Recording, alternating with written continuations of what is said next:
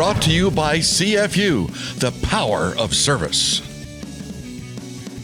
Welcome back to Panther Sports Talk inside the McLeod Center. The women's basketball team warming up behind us, and Bob Bowlsby, Interim Athletic Director, officially taking over the reins for several months. We don't know, but you are graciously here to give back. And you mentioned in the previous segment your connection with Bobby Peterson and Mark Farley and the relationship that you have with them, and whether you were their athletic director when they were a student athlete, or whether you're the interim athletic director as they're the head coach, or you're a fan cheering them on as you're in other roles. Talk about that relationship and why it's just exciting to see that kind of stability for each of these programs here. Well, I talked to Coach Peterson recently, and I told her that when she described to me that her twins were playing their last year of high school sports, I thought, my word, that makes me feel old. And, I still think of her being a young killer at the net when she was an active student athlete. And,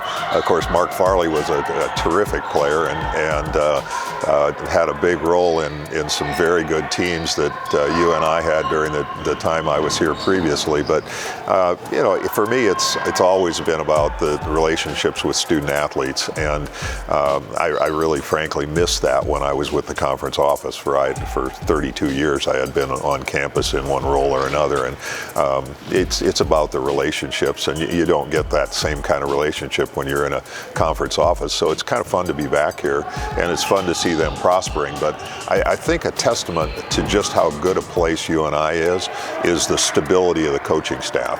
With Ben Jacobson here as long as he's been here, I think it's 18 years, with Tanya and her tenure, and she was recently extended, and Bobby has had lots and lots of opportunities to move. Yeah. And but it speaks volumes about the institution that even though they have had the opportunities to move, there are reasons to stay here, because you can win, you can be good, you can recruit, kids are getting a great education.